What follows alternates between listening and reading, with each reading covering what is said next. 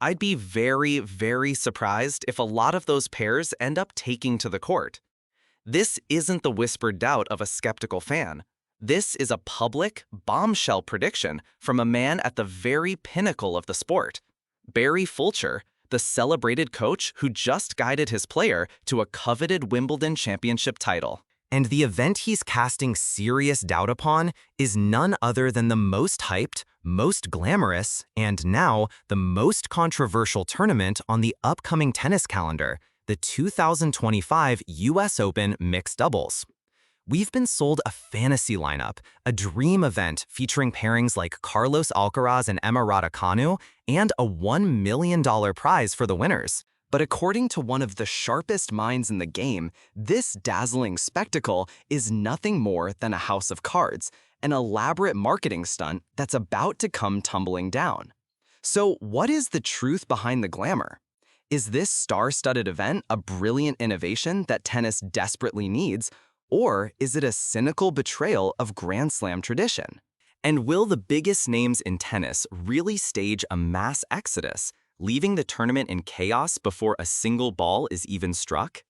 Today, we are pulling back the curtain to investigate the controversy that is shaking the very foundations of Grand Slam tennis. We'll uncover why this million-dollar event is being called a hollow exhibition, reveal how it's sidelining the sport's most dedicated professionals, and ask the ultimate question: is the US Open sacrificing its soul for a quick, lucrative payday? First, let's appreciate the sheer audacity of what the USTA, the organizers of the US Open, have put on the table for 2025. On paper, it is a masterstroke of sports entertainment, a direct response to the era of Netflix documentaries and the relentless demand for star-driven content. They've looked at the often overlooked mixed doubles draw of the past and decided to inject it with a shot of pure Hollywood adrenaline. The result is a reimagined, primetime event designed for maximum global impact. The roster of participants they've announced is frankly unbelievable. It's a collection of names so luminous, it almost feels like a fantasy league.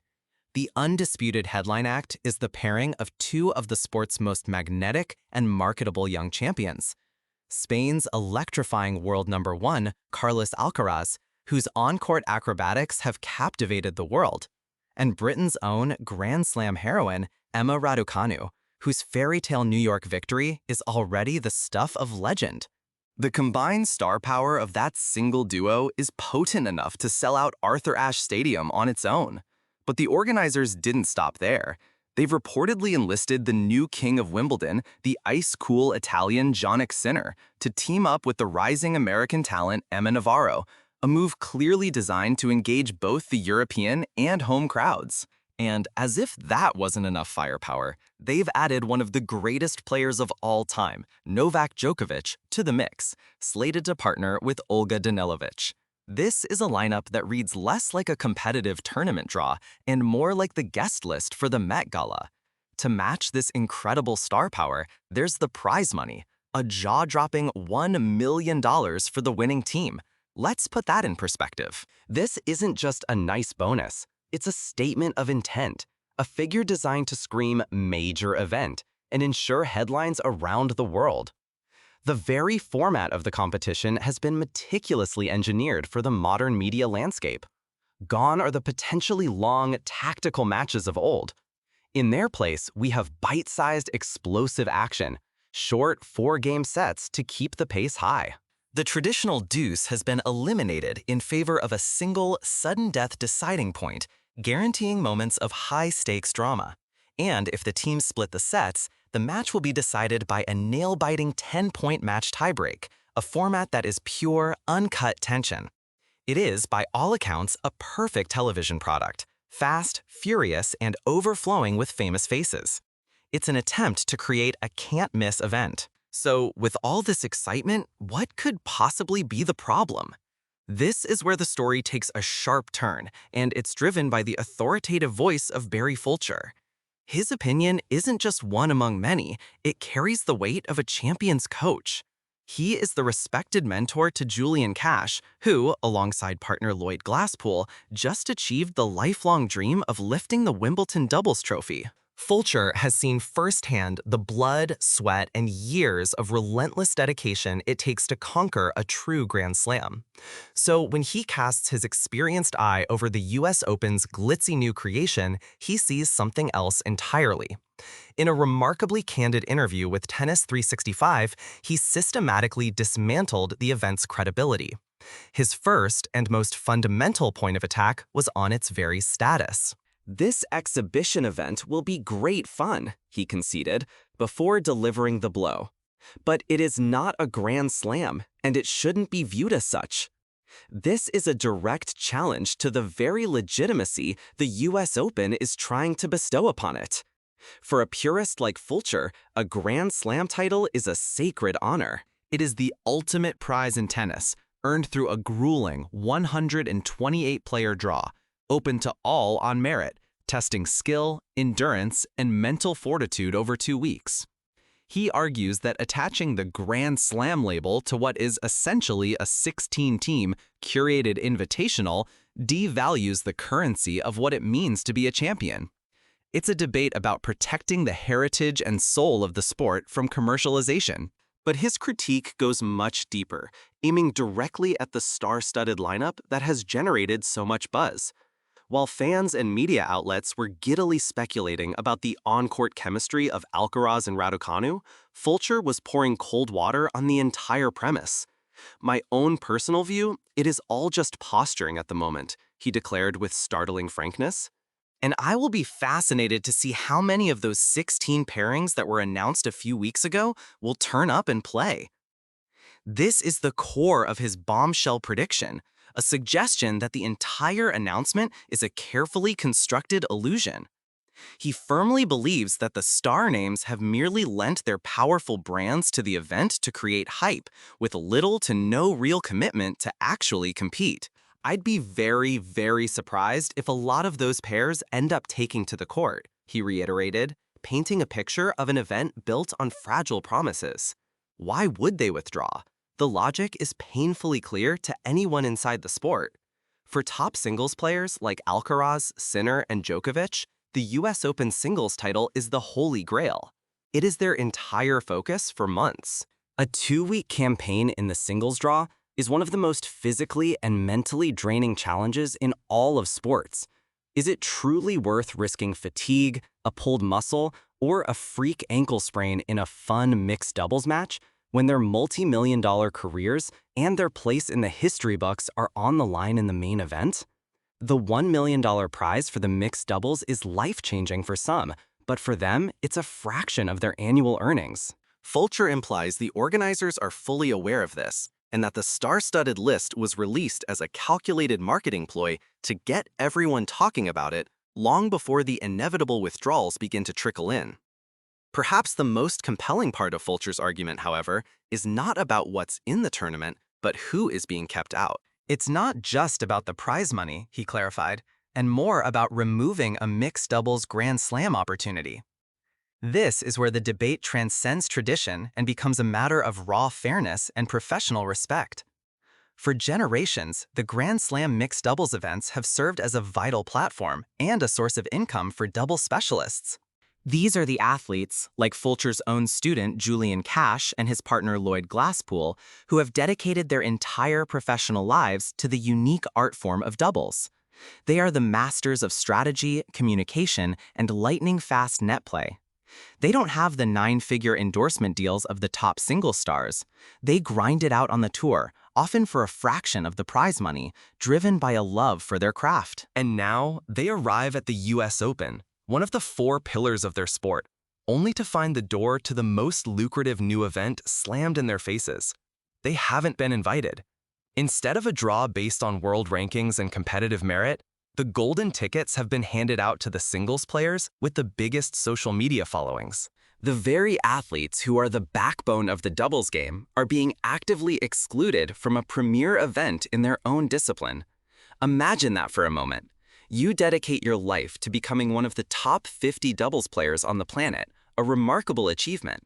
You plan your year around the 4 Grand Slams. Then, one of them creates a new, high-profile tournament with a life-changing prize purse, and you're told you're not welcome because your Q score isn't high enough.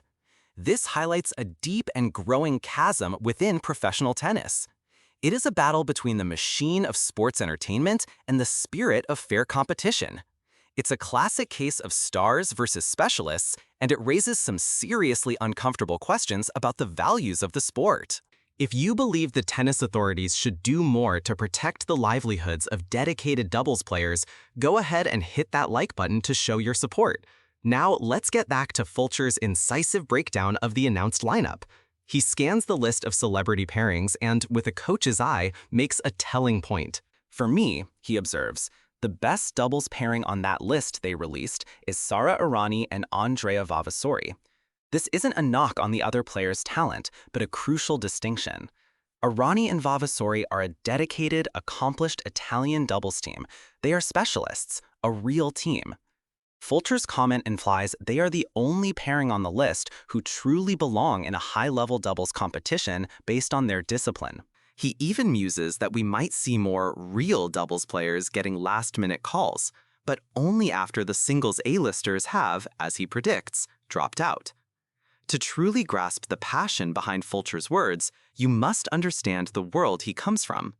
The article provides a window into this world by contrasting the New York hype with what he just experienced with Julian Cash at the All England Club in Wimbledon. That experience serves as a powerful antidote to the manufactured glitz of the US Open event. Fulcher describes the moments of their Wimbledon victory as, quote, the best moment of my coaching career so far. He speaks of the profound pride in guiding an athlete over many years and witnessing them achieve the ultimate dream. This wasn't a curated exhibition for television. This was the glorious culmination of a decade of unseen work, of early mornings and late nights, of devastating losses and hard-won gains. He recalls the heart-stopping drama of their quarterfinal match, where they stared down and saved 3 separate match points before roaring back to win. That is the unscripted, organic drama that makes Grand Slam tennis the spectacle that it is. Fulcher's connection to his player is deep. He recalls meeting Julian when he was just a 14-year-old kid. He paints a portrait not just of an athlete, but of a good human being with good, solid values, supported by a great family. He then makes a pointed observation that seems aimed squarely at the celebrity culture the new US Open event is championing. Some people in tennis lose sight of those values, Fulcher remarks. They live a certain life, they get treated very well, and they forget about the values that got them there. It's hard not to read that as a subtle critique of a system that increasingly prioritizes fame over grit. He describes the winning moment at Wimbledon with a coach's pure joy. Seeing the absolute elation on Julian's face at the moment when they won was just brilliant to see. I've looked back on the replays of it since, and you can just see what that moment meant to him. That raw, unfiltered, life-affirming passion is what makes millions fall in love with this sport. And to ensure you don't miss more stories like this, the ones that go beyond the simple scores and headlines, make sure you are subscribed to our channel and have those notifications turned on. This, right here, is the heart of the entire conflict. On one side, you have the US Open's bold vision for the future. A sleek, modern, star-powered product designed to enthrall a new generation of fans and compete in an increasingly crowded entertainment world. It is an undeniable attempt to innovate. On the other side, you have the purists' argument, articulated so fiercely by Barry Fulcher, the steadfast belief that a Grand Slam is something sacred, something that must be earned, not awarded. That it should always be about the purity of the competition, not the size of a player's endorsement portfolio. It is a fundamental clash of philosophies, and its outcome could very well define the future of professional tennis.